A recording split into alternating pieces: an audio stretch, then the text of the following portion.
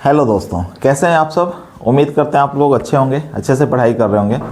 आज हम लोग बिहार स्पेशल की एक सीरीज़ का अगला टॉपिक लेकर के आए हैं, जिसमें हम बिहार की नदियों के बारे में हम समझने का प्रयास करेंगे। बिहार में प्रमुख रूप से कौन सी नदी है, ये इससे रिलेटेड आपको हर बिहार से संबंधित सभी एग्जाम्स में आपको इससे रिलेटेड प्रश्न दिख जाएंगे। तो उन प्रश्न को भी सॉल्व करने का हम प्रयास करेंगे। तो आइए हम अपने इस चैप्टर को शुरू करते हैं। तो देखिए, यहाँ पर आप देख पा रहे होगे, ये जो मैप आप यहाँ पे देख पा रहे होगे, ये मैप जो है किसका है, बिहार का मैप है। ये मैंने एक आउटलाइन मैप लिया है और इसी के माध्यम से हम समझने का प्रयास करेंगे कि बिहार में कौन कौन सी प्रमुख नदियाँ हैं और उनका उद्गम कहाँ पर रहता है, उससे और क्या प्रश्न बन सकते हैं। तो देखिए, आप सभी लोग जानते हैं कि बिहार में एक नदी प्रवेश करती है जिसे हम लोग बोलते हैं गंगा नदी। तो ये जो हमारी नदी है ना, इस नदी को हम क्या बोलेंगे, इस नदी को बोला जाएगा गंगा नदी। और गंगा नदी ही बिहार को दो भागों में बांटती है। ऊपर का जो हिस्सा होगा वो आपका क्या कहलाएगा, वो आपका कहलाएगा उत्तरी बिहार, और नीचे दक्षिण का हिस्सा क्या कहलाता है, दक्षिण का हिस्सा कहलाएगा आपका दक्षिणी बिहार। तो सवाल है कि उत्तरी बिहार की नदियां को हम अलग से पढ़ते हैं और दक्षिणी बिहार की नदियां जो होती हैं वो अलग से पढ़ते हैं। तो इन दोनों की नदियों में अंतर क्या होता है, तो ये चीज़ हम समझने का प्रयास करते हैं। तो देखिए, उत्तर बिहार में जो ज़्यादातर नदियां आती है ना, वो कैसी होती हैं, वो हिमालयन नदी हैं, वो हिमालयन नदी हैं। और इन सभी नदियों में क्या होगा, सालों भर पानी होता है। हिमालयन नदी जितने भी होती हैं उन सब क्या होता है, ग्लेशियर से ही, ग्लेशियर का पिघला हुआ पानी क्या होता है उन नदियों तक पहुंचता है। और उन नदियों में क्या होगा, आपको सालों भर जो होगा वो पानी देखने को मिलेगा। जबकि दक्षिणी बिहार की नदियों की बात करें तो दक्षिणी बिहार की जो नदियाँ होती हैं वो ज़्यादातर बरसाती नदियाँ होती हैं। बरसाती का मतलब कुछ खास मौसमों के दौरान ही उनमें क्या होगा, उनमें पानी होगा। और उसके अलावा वो नदियाँ क्या होती हैं, सूखी अवस्था में होती हैं। तो एक तरफ अगर आप देखोगे तो जो उत्तरी बिहार होता है, उत्तरी बिहार मानसून वगैरह के मौसम में क्या होगा, ये बाढ़ की समस्या से पीड़ित हो जाता है। और जबकि दक्षिणी बिहार जो होता है वो कैसे पीड़ित हो जाएगा, वो सूखे की अवस्था से वो पीड़ित हो जाएगा। तो ये तो हमने बात की कि नदियों का बंटवारा इस तरीके से किया जा रहा है। अब थोड़ी बहुत बात गंगा नदी के बारे में कर लेते हैं। देखिए, अगर आपसे पूछा जाए भारत की सबसे लंबी नदी कौन सी है, तो भारत की सबसे लंबी नदी भी कौन होगी, गंगा नदी होगी, जिसकी कुल लंबाई अगर आपसे पूछा जाए तो कुल लंबाई कितनी हो जाती है, 2525 किलोमीटर। जबकि अगर हम इसका बिहार के कंटेक्स्ट से इसके बारे में समझने का प्रयास करें तो बिहार के कंटेक्स्ट में आपसे क्या सवाल पूछा जाएगा, तो बिहार के कंटेक्स्ट में सवाल ये पूछा जाता है कि बिहार में गंगा नदी की कुल लंबाई कितनी है। तो बिहार में गंगा नदी की कुल लंबाई कितनी होगी, 445 किलोमीटर। उसके बाद बिहार के कितने जिलों से जो है वो गंगा नदी स्पर्श होकर के जाती है, तो बिहार के 12 जिले होंगे जिनको स्पर्श करते हुए क्या होती है, गंगा नदी फ्लो करती है। उसके अलावा एक सवाल पूछा जाता है कि गंगा नदी बिहार में किस जगह प्रवेश करती है। ये जो आप यहाँ पे जगह देख पा रहे होगे, इस जगह को क्या बोला जाएगा, तो ये जगह है हमारा चौसा। और चौसा जो है वो किस जिले में है, वो आपका बक्सर जिले में आपको देखने को मिलेगा। तो 12 जिले किस जगह पे प्रवेश कर रही है, ये बक्सर जिले में प्रवेश कर रही है। दूसरा पॉइंट, गंगा नदी बनने से पहले क्या होता है ना, देखिए, एक नदी है भागीरथी और एक नदी है अलकनंदा। तो जब भागीरथी और अलकनंदा आपस में मिलती है ना, अलकनंदा, तभी उसके बाद से उसको क्या बोला जाएगा, उस नदी को बोला जाता है गंगा नदी की संज्ञा दी जाती है। तो ये कुछ फैक्ट्स थे जो आपको याद रखने होंगे। और इससे एक सवाल और पूछा जाता है कि बिहार का कौन सा ऐसा जिला होगा जिसमें गंगा नदी की लंबाई जो है वो सबसे अधिक होती है। तो बिहार के अंदर पटना जिला जो है ना, उसमें क्या होता है, गंगा नदी की लंबाई जो है वो सबसे अधिक देखने को मिलती है। और अगर आपसे कभी पूछा जाए कि उसकी कुल लंबाई कितनी होगी, तो आप वहाँ पे बता सकते हो कि कुल लंबाइयों की संख्या कितनी होगी, 99 किलोमीटर वो यहाँ पे है, केवल और केवल आपको पटना में देखने को मिलता है। तो इस चित्र के माध्यम से हमने ये सारे फैक्ट्स को समझने का प्रयास किया। अब एक बार हम लोग उत्तर बिहार की नदियों को देख लेते हैं और उसके बाद दक्षिणी बिहार की नदियों को, और उसके बारे में फिर हम अलग से उसके फैक्ट्स को समझने का प्रयास करेंगे। तो आइए हम इस चीज़ को शुरू करते हैं। उसमें अगर आपने देखा होगा तो देखिए, एक हम एक आउटलाइन मैप ले लेते हैं बिहार का, और उसके माध्यम से हम इस चीज़ को और बेहतर ढंग से समझने का प्रयास करेंगे। तो देखिए, बीच में हमने क्या पढ़ा, बीच में एक नदी है गंगा नदी, और गंगा नदी क्या कर रही है, बिहार को दो भागों में बांट रही है। एक हिस्सा आपका बन रहा है उत्तरी बिहार और दूसरा हिस्सा आपका बन रहा है दक्षिणी बिहार। तो पहले हम लोग उत्तरी बिहार की नदियों को समझने का प्रयास करते हैं। तो देखिए, एक नदी यहाँ से आती है जिसे बोला जाता है घाघरा। पहली नदी अगर उत्तरी बिहार, आपसे कई बार इसके क्रम भी पूछे जाते हैं, तो वो सारे सवाल को हम देखने का प्रयास करेंगे। तो देखिए, एक नदी आ रही है जिसे हम लोग क्या बोल रहे हैं, घाघरा। तो इसे घाघरा बोला जाएगा। क्या इसका दूसरा नाम भी होता है? तो इसे मैदानी भाग में अगर आप देखोगे ना, तो मैदानी भाग में घाघरा को क्या बोला जाता है, मैदानी भाग में इसे हम सरयू के भी नाम से जानते हैं। और आप सब लोग जानते होंगे कि अयोध्या जो नगरी है वो किस नदी के किनारे है, तो वो आपको सरयू नदी के किनारे है, और इसे हम दूसरे शब्दों में बोले तो ये घाघरा नदी के किनारे बसा हुआ है। इसका अन्य नाम भी होता है, अगर हम इसके अन्य नाम की चर्चा करें तो इसका अन्य नाम होता है गोगरा और दूसरा होता है करनाली। इसका दो नाम होता है, एक को क्या बोला जाएगा, गोगरा, और दूसरे को बोला जाता है करनाली। करनाली जो मेनली शब्द है ना, वो कहाँ पे इसका प्रयोग किया जाएगा, नेपाल के अंदर।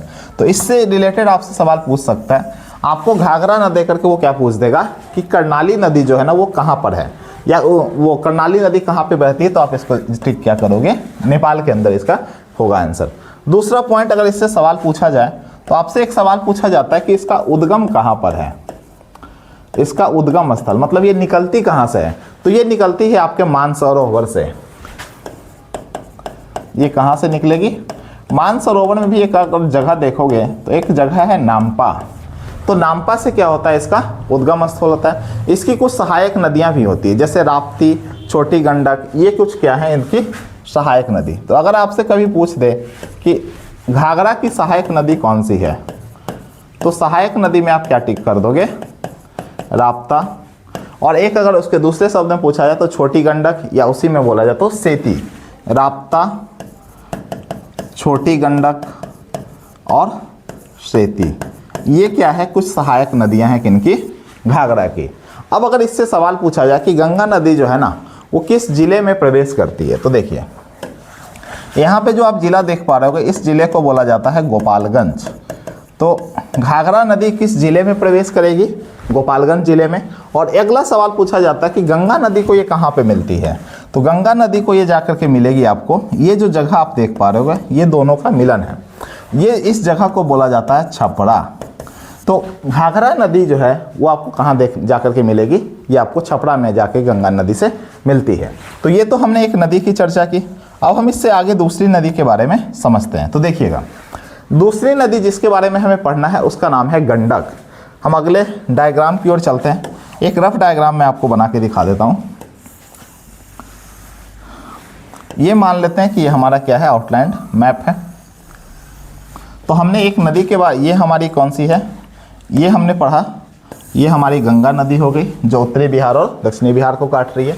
हमने इससे पहले घाघरा के बारे में पढ़ा कि जो गोपालगंज जिले में प्रवेश कर रही है, और गंगा को कहाँ पे जाके मिल रही है, तो गंगा नदी में ये जाके छपरा पे मिल जाती है।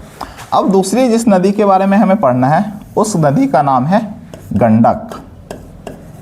दूसरी नदी हम किसके बारे में पढ़ने वाले हैं, गंडक के बारे में पढ़ने वाले हैं। तो अब सवाल होता है गंडक से संबंधित उसी फैक्ट्स को हम समझने का प्रयास करते हैं। तो सबसे पहला सवाल आपसे पूछा जाएगा कि गंडक नदी का उद्गम स्थल कहाँ पर है, ये बिहार के किस जिले में प्रवेश करती है, और तीसरा सवाल इससे बन सकता है कि गंगा नदी को ये किस स्थान पर जाकर के मिलती है। तो एक एक करके हम इसकी चर्चा करते हैं। गंडक नदी जो है ना, इसका उद्गम स्थल होता है धौलागिरी। इसका उद्गम स्थल कहाँ है, धौलागिरी। अब सवाल होता है कि ये किस बिहार के किस जिले में प्रवेश करती है, तो गंडक नदी जो है वो कहाँ पे प्रवेश करेगी, पश्चिमी चंपारण के अंदर। और तीसरा और महत्वपूर्ण सवाल इससे पूछा जाता है कि ये गंगा नदी को ये कहाँ पे जाके मिलती है, मतलब ये वाला जो स्थान होगा ना वो कौन सा होगा, तो वो स्थान आपका हो जाता है सोनपुर। ये तीन रिलेटेड फैक्ट्स हैं जो आपसे कहीं भी पूछा जा सकता है। इसके अलावा पूछा जाता है कि इसका अन्य नाम क्या था। तो देखिए, अन्य नाम की अगर हम चर्चा करें ना, तो गंडक के अन्य नाम अगर हम देखते हैं तो गंडक के अन्य नाम में जो सबसे प्रमुख नाम होता है वो होता है नारायणी। तो अगर आपसे सवाल पूछा जाए कि नारायणी नदी कौन सी है, तो नारायणी नदी ही किसका ही नाम होता है, गंडक नदी का। जबकि अगर मुख्य रूप से इसे मैदानी भागों में क्या बोला जाता है, मैदानी भागों के अंदर इसका नाम क्या होता है, नारायणी। अब इसके अन्य नाम भी हैं, जैसे इसका एक अन्य नाम होता है सप्तगंडक, सप्तगंडक भी इसका नाम है। और इसका एक अन्य नाम भी होता है जिसे हम लोग बोलते हैं शालिग्राम, शालिग्राम। अच्छा, नेपाल के अंदर इसे क्या बोला जाएगा, तो नेपाल के अंदर इस नदी को हम लोग क्या बोलते हैं, शालिग्राम बोलते हैं। अब शालिग्राम क्यों बोलते हैं, इसके पीछे का भी रीजन है। आपने अगर पूजा पाठ वगैरह करवाया होगा ना, तो उसमें खास एक पत्थर का यूज होता है, शालिग्राम पत्थर का। और वो शालिग्राम पत्थर जो होता है ना, सबसे अधिक कहाँ पे आपको देखने को मिलेगा, वो इसी नदी के किनारे पर आपको देखने को मिलता है। तीसरा, अब ये पूछा जाता है कि गंडक नदी तो निकल तो रही है धौलागिरी हिमालय से, और ये 7 अलग अलग धाराओं के मिलने से बनता है। तो इसे ऐसा भी बोला जाता है, हिमालय की 7 अलग अलग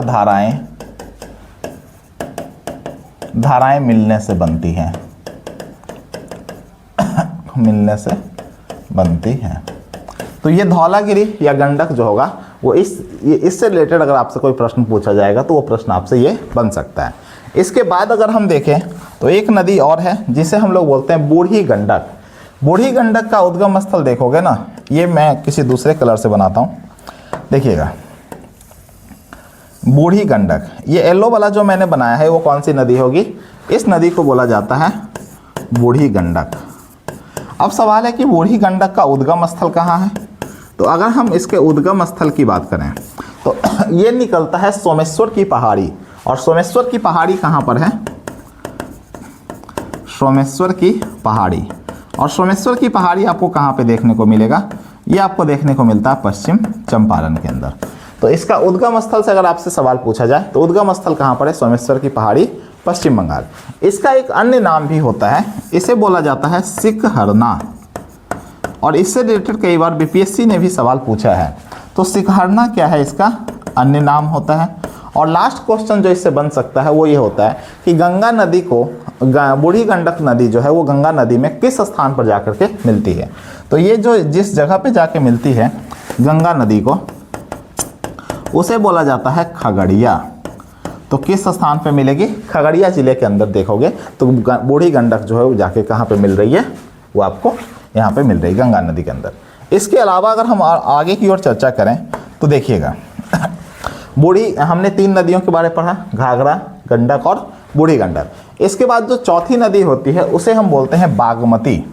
चौथी नदी के लिए मैं कोई और पेन का इस्तेमाल कर लेता हूँ। ये जो नदी है वो कौन सी है, बागमती। और इसके बाद जो हमें पढ़ना है वो है कमला और बलान। तो पहले एक एक करके हम लोग समझते चलते हैं कि बागमती से रिलेटेड फैक्ट्स कौन कौन से पूछे जा सकते हैं। तो सबसे पहला सवाल होता है कि बागमती जो होता है ना वो किस जिले से प्रवेश करता है। तो बागमती जो है बिहार के अंदर जब किस जिले से प्रवेश करेगा, तो इसका जवाब होगा सीतामढ़ी। माता जानकी जी का स्थान कहाँ पर है, सीता। और अभी जो है एक विराट रामायण मंदिर बन रहा है, वो भी आपका कहाँ पे बन रहा है, वो भी आपका सीतामढ़ी के अंदर देखने को मिलेगा। बागमती के बारे में बात ये बोली जाती है कि नदियाँ जो होती है ना कई बार अपना रास्ता भी बदलती हैं। तो पहले जो होती थी ना बागमती किस में जाके मिलती थी, बूढ़ी गंडक में मिलती थी। तो अगर आपसे सवाल पूछा जाए कि पहले ये बागमती नदी किस में मिलती थी, तो आप जवाब क्या दोगे, बूढ़ी गंडक में। लेकिन अब क्या है, नदियों ने अपना रास्ता बदला, कई साल, 100 साल, 200 साल में नदियाँ भी क्या होती है, रास्ता अपना बदलती हैं। और अब जो है ये किस जगह पे मिलती हैं, तो एक नदी आगे हम पढ़ने वाले हैं जिसका नाम क्या है, कमला बलान। तो आज के समय देखा जाए तो बागमती नदी किस में जाके मिलती है, कमला और बलान में मिलेगी। अब अगला सवाल इससे पूछा जाता है कि बागमती नदी का उद्गम स्थल कहाँ है, और ये जब कमला बलान से मिलेगी तो कमला बलान से होता है किस जिले में मिलती है। तो देखिए बागमती इसका उद्गम स्थल माना जाता है महाभारत श्रेणी को। महाभारत श्रेणी जो होता है वो कहाँ पर है आपका, नेपाल के अंदर। तो महाभारत श्रेणी इसका उद्गम माना जाएगा। और एक इम्पॉर्टेंट सवाल आपसे पूछा जाता है बागमती नदी के बारे में। एक नेपाल जो है ना, नेपाल की राजधानी कहाँ पर है, काठमांडू। तो सवाल पूछा जाएगा कि काठमांडू जो है वो किस नदी के किनारे है। तो काठमांडू किस नदी के किनारे आपको मिलेगा, बागमती नदी के किनारे। दूसरा फैक्ट आपसे पूछा जाता है, एक भगवान शिव का एक बहुत अच्छा मंदिर है, बहुत प्यारा मंदिर है, जिसे हम लोग बोलते हैं पशुपतिनाथ, जो भूकंप में क्या हो गया था 2015 में जब भूकंप आया था नेपाल के अंदर, तो उसमें वो क्षतिग्रस्त हो जाता है। तो पशुपतिनाथ मंदिर भी आपको कहाँ पे देखने को मिलेगा, वो भी आपको किस नदी के किनारे, तो आपका जवाब क्या होगा, बागमती को। अब सवाल होता है, इससे लास्ट सवाल आपसे पूछा जाएगा कि ये अब जो है ना, पहले तो किससे मिल रहा था, बूढ़ी गंडक से, अब ये किससे मिलता है, कमला बलान से। तो सवाल पूछा जाएगा कि कमला बलान से जो मिलता है ना, तो वो किस जिले के अंदर मिलेगा, तो ये किस जिले के अंदर आपको मिलेगा, दरभंगा जिले के अंदर आपको देखने को मिलेगा। अब हम इससे आगे की कहानी को दूसरे डायग्राम में बनाने का प्रयास करते हैं। तो देखिएगा आप लोग, ये है हमारा प्यारा बिहार और ये है हमारी गंगा नदी, ठीक है। इससे पहले हम लोगों ने क्या पढ़ा, एक नदी के बारे में पढ़ा घाघरा, उसके बाद हमने पढ़ा गंडक, और उसके बाद हमने पढ़ा बूढ़ी गंडक। बूढ़ी गंडक के बाद हमने पढ़ा सीतामढ़ी से प्रवेश करती है कौन सा, जिसे हम लोग बोलते हैं बागमती। तो हमने अभी तक 4 नदियों के बारे में और उससे संबंधित फैक्ट्स के बारे में समझ लिया है। तो अब हम आगे की नदियों के बारे में समझने का प्रयास करते हैं। तो देखिएगा आप लोग, बागमती जो है ना वो किससे जाके मिल रही है, कमला और बलान से। तो कमला बलान आती है आपको यहाँ पे, और ये दोनों जिस जगह पे मिलते हैं वो स्थान कौन सा होगा, वो स्थान होता है दरभंगा। तो बागमती कहाँ पे मिलेगी, कमला बलान से। ये जो नदी आप देख पा रहे हो ये कौन सा है, ये है कमला बलान, ठीक है। अब हम कमला बलान से संबंधित कुछ फैक्ट्स को समझते हैं। कमला बलान का भी जो उद्गम है वो कहाँ पर है, ये भी होता है महाभारत श्रेणी से। और महाभारत श्रेणी आपको कहाँ देखने को मिलेगा, महाभारत श्रेणी जो है वो आपको नेपाल के अंदर देखने को मिलेगा। दूसरा पॉइंट, इससे अगर सवाल पूछा जाए, ये बिहार में जब प्रवेश करता है ना कमला बलान, तो प्रवेश करते समय ये कौन से जिले में प्रवेश करता है, तो ये कब प्रवेश करेगा, किस जिला में, मधुबनी में। अब बागमती और कमला बलान आगे चलते हैं, और आगे चल करके ये आगे आप एक नदी और देखोगे जिसे हम लोग बोलेंगे कोसी नदी। तो ये कोसी नदी में जाकर के मिलता है। तो कोसी नदी से में जो मिलन होता है वो किस जिले में होता है, तो आप याद रख लेना वो किस जिला होगा, सहरसा जिला में होगा। कोसी के बारे में हम लोग अलग से फैक्ट्स पढ़ेंगे। कमला बलान नदी पर ही एक बैराज बनाया गया है जिसे हम लोग क्या बोलते हैं, कमला बैराज। तो बैराज का मतलब क्या होता है आप लोग एक बार समझिएगा, वह स्थान जहाँ से नदियों के पानी को क्या किया जाता है, मोड़ा जाता है, उसे हम लोग क्या बोलते हैं, उसे बैराज बोलते हैं। तो कमला बैराज जो है किस नदी पर है, कमला बैराज नदी पर ही आपको देखने को मिलेगा। इसके आगे की कहानी को अगर हम समझें तो एक नदी है जिसे हम लोग बोलते हैं कोसी नदी। नेपाल में इस नदी को क्या नाम दिया जाता है, नेपाल में इस नदी को नाम बोलते हैं सप्तकोसी। सप्तकोसी बोलने के पीछे इसका कारण क्या होता है ना, देखिए नेपाल में ये 7 अलग अलग धाराओं से मिलकर के क्या होता है, बनता है। तो इसीलिए उसका नाम वहाँ पे क्या पड़ दिया जाता है, सप्तकोसी नाम पड़ दिया जाता है।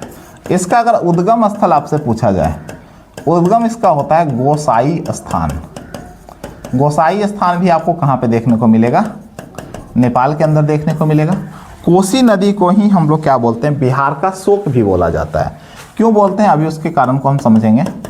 बिहार का शोक, देखिए होता क्या है ना, जब मानसून का महीना होता है तो मानसून में अचानक से बहुत तेज़ बारिश होती है, काफ़ी सारा पानी इकट्ठा हो जाता है नदियों के अंदर।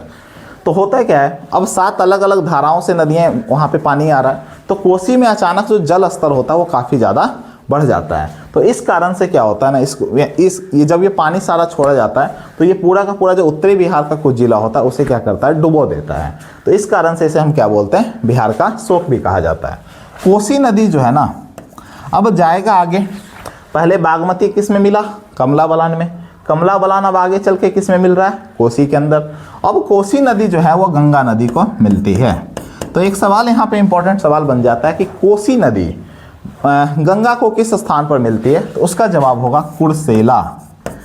एक जगह है कुर्सेला, और ये जगह आपका किस जिला में देखने को मिलेगा, तो बिहार के कटिहार जिले में आपको देखने को मिलता है। तो कोसी नदी गंगा को किस स्थान पे मिलेगी, कुर्सेला और यहाँ पे स्थान पे मिलती है, ठीक है। अब हमारी एक लास्ट नदी बच गई है। तो देखिए एक जगह आपने देखा होगा, ये जगह उद्गम एक नदी और होती है जिसे हम लोग बोलते हैं महानंदा नदी। ये जो रेड वाली नदी है उसे हम लोग क्या बोल रहे हैं, महानंदा नदी। तो महानंदा नदी से रिलेटेड आपसे क्या क्या सवाल पूछे जा सकते हैं उसे हम समझने का प्रयास करते हैं। तो देखिएगा, महानंदा, तो अगर आपसे पूछा जाए महानंदा का उद्गम स्थल कहाँ से है, मतलब ये निकलती कहाँ से है ये नदी, तो इसका जवाब होगा सिलीगुड़ी। ये कहाँ से निकलती है? सिलीगुड़ी से निकलती है। दार्जिलिंग जिसे आप बोल सकते हो, सिलीगुड़ी कॉरिडोर, या उसे आप क्या बोल सकते हो? दार्जिलिंग। ठीक है। फिर अगला सवाल पूछा जाता है कि महानंदा, अच्छा एक सवाल हमारा यहाँ पर रह गया, कोसी नदी जो है ना वो बिहार के किस जिले में प्रवेश करती है? ये सवाल हमारा छूट गया था यहाँ पे। तो ये आपको बताओगे सुपौल जिला। ठीक है, कोसी नदी कहाँ से प्रवेश करेगी? सुपौल जिले से। उस जिस तरह से हमने पढ़ा था ना कि कमला बलान किस जिले में प्रवेश करती है, तो उससे रिलेटेड भी कई बार सवाल आपसे पूछे जा सकते हैं। महानंदा, तो महानंदा जो नदी है वो बिहार के किस जिले में प्रवेश करेगी? तो अगर आपसे ये सवाल पूछा जाए तो ये प्रवेश करती है पूर्णिया के अंदर। अब सवाल है कि तीसरा सवाल पूछा जाता है कि गंगा में कहाँ पे जाके मिलती है? तो गंगा में ये बिहार में नहीं मिलती। आगे चल के आप देखोगे तो ये नदी क्या होती है, पश्चिम बंगाल से ऐसे होते हुए कहाँ पहुँच जाती है? ये पहुँच जाती है आपका बांग्लादेश के अंदर। और बांग्लादेश में भी अगर जाओगे तो एक जिला है जिसे हम लोग बोलते हैं नवाबगंज जिला। बांग्लादेश के अंदर जो जिला है उसे हम क्या बोलेंगे? नवाबगंज जिला। तो नवाबगंज जिले के अंदर क्या होता है ना, ये जो महानंदा नदी है वो जाकर के वहाँ पे मिलती है। तो आइए हम अगले पेज में इसे एक बार जल्दी से रिवाइज करते हैं, हम लोगों ने और किससे क्या सवाल बन सकते हैं उसे भी हम समझने का प्रयास करते हैं। तो देखिएगा आप लोग, यह है हमारा बिहार। अगर मैं बात करूं तो देखिए ये थी हमारी गंगा नदी। अच्छा आप लोग कमेंट बॉक्स में एक जवाब लिखिएगा, गंगा नदी को बांग्लादेश में किस नाम से बुलाया जाता है? क्योंकि ये सवाल कई सारे एग्जाम्स में पूछा गया। तो आप लोग इस क्वेश्चन का आंसर आप कहाँ पे दोगे? कमेंट बॉक्स के अंदर आप लोग दीजिएगा। तो देखिए ये है हमारी गंगा नदी। गंगा में अगर देखोगे तो सबसे पहले कौन सी नदी आकर के मिली है? तो जिसे हम लोग क्या बोल रहे थे? घाघरा। दूसरे नंबर पे कौन सी नदी आकर के मिली? तो हम लोगों ने उसे बोल दिया गंडक। तीसरे नंबर पे कौन सी आकर के मिली? उसे हमने क्या बोल दिया? बूढ़ी गंडक। चौथे नंबर की नदी जो जिसे हमने पढ़ा वो कौन सी थी? बागमती। और पांचवें नंबर की जो नदी हमने पढ़ा वो कौन था? कमला बलान। तो ये दोनों मिले। अब ये दोनों कहाँ पे आगे जाके मिलते हैं? कोसी नदी में। तो हमने जो अगली नदी पढ़ी वो कौन सी थी? वो थी हमारी कोसी नदी। कोसी नदी फिर गंगा में जाके आपको मिल रही है। और जो हमने आखिरी की नदियाँ पढ़ी वो कौन सा था? वो नदी था हमारा महानंदा। तो इससे सवाल आपसे अगर क्वेश्चन पूछा जाए तो आपसे कई बार ऐसे भी पूछ सकता है कि इस सभी नदियों को आप क्या करो? पूर्व से पश्चिम सजाओ या पश्चिम से पूरब की ओर सजाओ। दूसरा पॉइंट, क्या ये सभी नदियां जो है हिमालयन नदियां हैं? तो बिल्कुल सही जवाब है, ये सभी नदियां क्या होती हैं? हिमालयन नदियां होती है। इन सभी का सोर्स ऑफ ओरिजिन क्या है? कहीं ना कहीं हिमालय पर्वत को ही माना जाता है। तो इससे रिलेटेड आपसे ये सभी सवाल पूछे जा सकते हैं। अब इसके अलावा अगर हम देखें ना, हम लोग दक्षिण बिहार की नदियों को देखते हैं, उससे पहले मैं आपको कुछ फैक्ट्स बता देता हूँ। जैसे देखिए, बिहार की सबसे लंबी नदी कौन सी थी? गंगा नदी, जिसकी कुल लंबाई कितनी है? 445 किलोमीटर। दूसरे नंबर पे जो नदी आती है उसे हम लोग क्या बोलते हैं? बागमती नदी। बागमती नदी की कुल लंबाई लगभग कितनी होती है? 394 किलोमीटर। इसके बाद जो तीसरे नंबर की सबसे लंबी नदी है उसे हम लोग क्या बोलेंगे? बूढ़ी गंडक, जिसकी कुल लंबाई लगभग कितनी होती है? 320 किलोमीटर। इसके बाद अगर आप चलोगे, ये मैं बिहार के कंटेक्स्ट में समझा रहा हूँ, ये आप यूपी या उसके हिस्से को आप इसमें शामिल नहीं करोगे। इसके बाद चौथे नंबर पे जो नदी आती है वो है हमारी कोसी नदी। कोसी और गंडक इन दोनों की जो लगभग समान दूरी ही तय करती है बिहार के अंदर, और इनकी कुल लंबाई लगभग होती है 260 किलोमीटर। तो ये आपको याद होना चाहिए।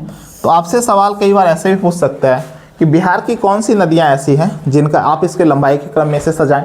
तो ऐसे भी सवाल आपसे बीपीएससी के अंदर कई बार पूछे जा सकते हैं। तो इससे पहले हम लोगों ने उत्तरी बिहार की सभी नदियों के बारे में पढ़ा है।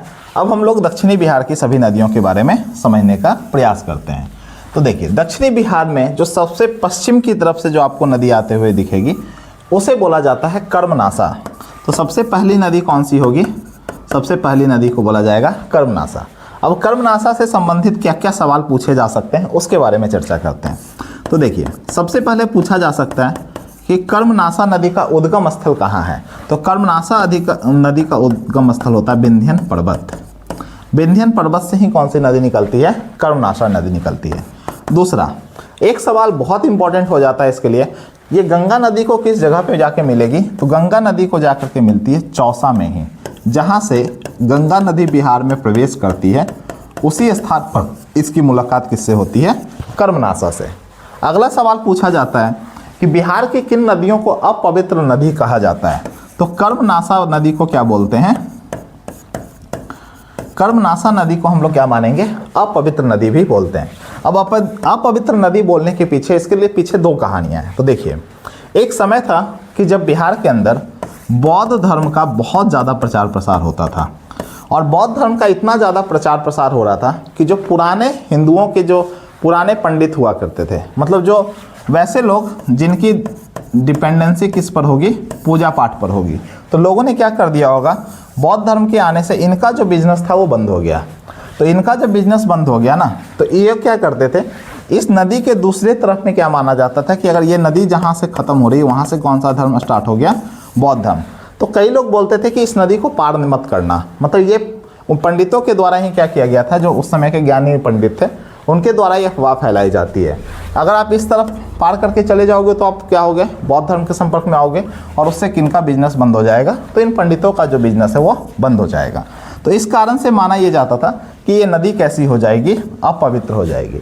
दूसरी इसकी कहानी क्या है, एक राजा थे, एक ऋषि मुनि थे जिनका नाम था त्रिशंकु, और त्रिशंकु ने एक श्राप दिया था। श्राप ये था कि अगर कोई भी व्यक्ति इस नदी के पानी को छूता है तो उसके जितने भी पुण्य होंगे ना, श्राप ये था कि उनके जितने भी पुण्य होंगे वह सभी पुण्य क्या हो जाएंगे? वो समाप्त हो जाएंगे। और इसी कारण से इसे क्या माना जाता है? इसे अपवित्र नदी माना जाता है। तो अगर आपसे सवाल पूछा जाए, ये सवाल नहीं पूछा जाएगा कि क्यों मानते हैं, बट आपसे ये पूछ सकता है कि बिहार की किस नदी को हम लोग क्या बोलते हैं?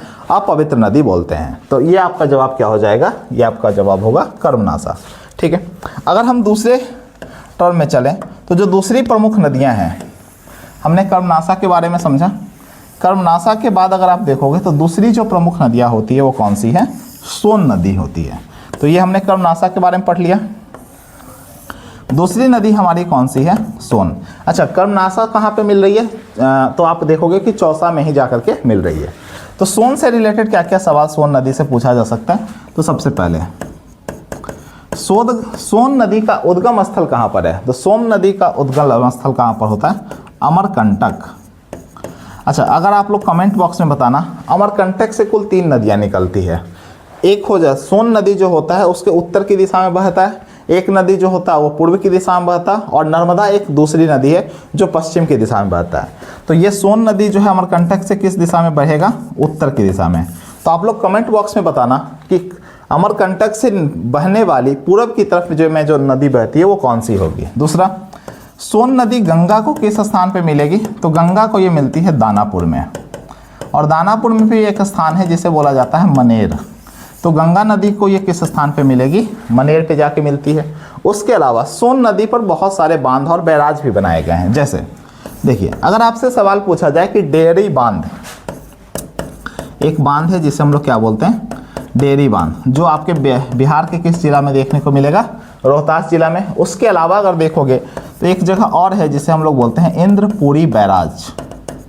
तो इंद्रपुरी बैराज भी कहाँ पर है? रोहतास में है। और ये दोनों जो है वो कहाँ, किस नदी पे बनाए गए हैं? सोन नदी के ऊपर बनाए गए हैं।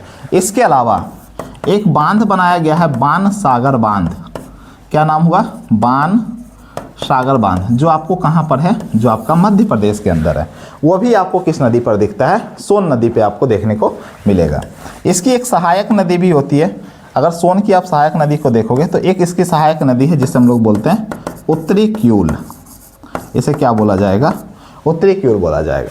तो ये हमने 2 नदियों के बारे में पढ़ा। अगर हम तीसरी नदी की ओर बढ़ें जो दक्षिणी बिहार की होगी, तो तीसरी नदी है हमारा पुनपुन।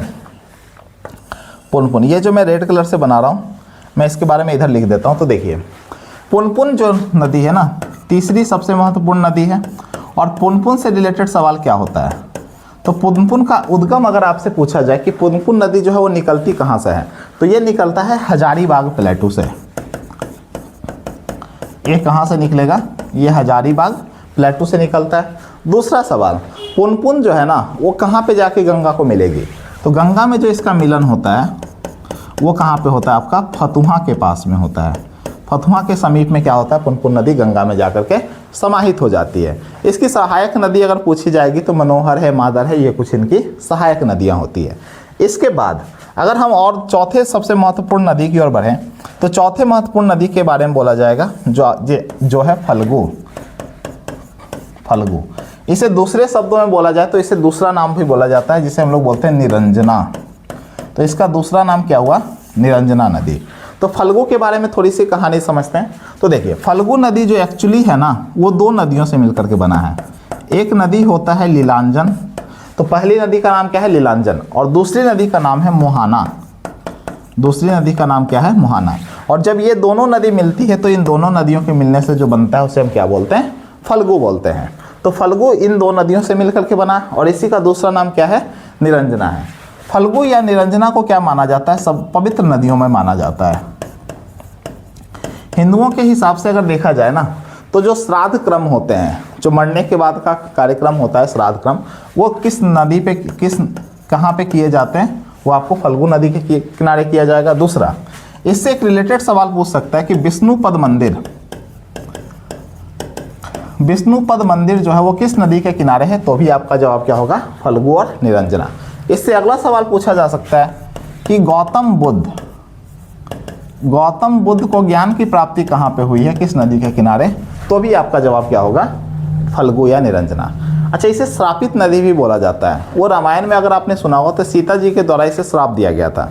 तो ये क्या होता है, इसमें कभी भी पानी नहीं होता, ये इनका श्राप था। दूसरा पॉइंट अगर पूछा जाए तो एक रबर डैम बनाया गया है। रबर डैम भी आपका किस नदी पे बनाया गया, फल्गु नदी पर या निरंजना नदी पर ही बनाया गया। तो ये फल्गु, इससे आप रिलेटेड कुछ सवाल पूछे जा सकते हैं, ठीक है। अगर हम इससे आगे बढ़ें तो एक नदी होता है जिसे हम बोलते हैं क्योल नदी। एक नदी है जिसे हम लोग क्या बोलेंगे, क्योल। अच्छा, क्योल जो है पूर्ण रूप से कभी देखा जाए तो गंगा में जाके कहाँ पे मिलेगी, लखीसराय के अंदर मिलेगी। तो क्योल, ये कौन सी नदी है, क्योल नदी।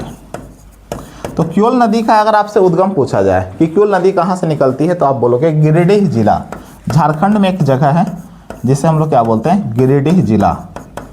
बिहार में ये किस जिला में प्रवेश करेगी, तो बिहार के अंदर जो है वो जमुई जिला के अंदर ये क्या होता है, प्रवेश करती है। और गंगा नदी में ये कहाँ जाके मिलती है, तो गंगा नदी में इसकी मुलाकात कहाँ पे होती है, लखीसराय के अंदर, ठीक है। एक सवाल होता है कि क्या फल्गु नदी डायरेक्टली गंगा में मिलती है, तो जवाब है नहीं। फल्गु नदी पहले किस में मिल जाएगी, पुनपुन में मिलती है। तो फल्गु नदी डायरेक्टली गंगा में नहीं मिलेगी, ये किस में मिलती है, ये मिलेगी आपको पुनपुन में, ठीक है। इससे रिलेटेड ये सवाल आपसे पूछे जा सकते हैं। अब जो आखिरी नदी हमें पढ़ना है ना वो है हमारा अजय नदी। देखिएगा, अजय नदी यहाँ से बिहार में एक जगह है मुंगेर, ये जो आपने पढ़ा इसे क्या बोल रहे हैं, अजय नदी। तो अजय नदी का उद्गम स्थल अगर आपसे पूछा जाए तो अजय नदी का उद्गम स्थल आप क्या बताओगे, इसका उद्गम स्थल कहाँ होता है, मुंगेर में। तो मुंगेर जिला क्या है, इसका उद्गम स्थल है। और पूछा जाता है कि गंगा नदी को ये कहाँ पे मिलती है, तो गंगा नदी को ये बिहार में नहीं मिलती। गंगा ये क्या होता है, इधर से ही जाते जाती ये पश्चिम बंगाल के अंदर जाकर के क्या होता है, ये गंगा नदी को मिल जाती है। तो ये कुछ फैक्ट्स थे, हमने सभी नदियों को देखा। एक बार रिवाइज करते हैं। ये नदी हमारी कौन सी होगी, कर्मनाशा। कर्मनाशा के बाद दूसरी प्रमुख नदी कौन सी है, सोन। सोन के बाद पुनपुन, पुनपुन के बाद फल्गु या निरंजना, उसके बाद क्यूल और उसके बाद है अजय नदी। तो ये हमारे कुछ नदियाँ था, इसे हमने समझने का प्रयास किया और इससे रिलेटेड क्या सवाल पूछे जा सकते हैं उसे भी समझने का प्रयास किया है। तो उम्मीद करते हैं ये चीज़ आपको पसंद आई होगी। अगर ये आपको पसंद आ रहा है तो इसे प्लीज़ लाइक करें, शेयर करें, सब्सक्राइब करें।